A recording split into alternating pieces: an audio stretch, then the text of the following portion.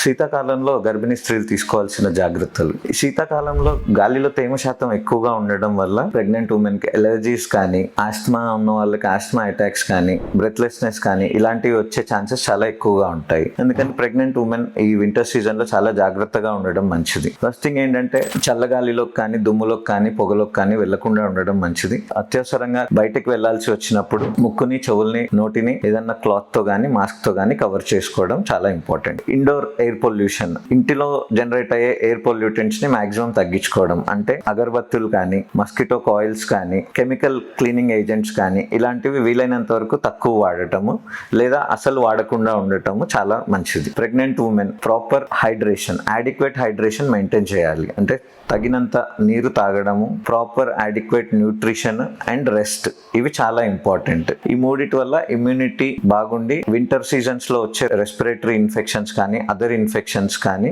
చాలా వరకు తగ్గే అవకాశం ఉంటుంది.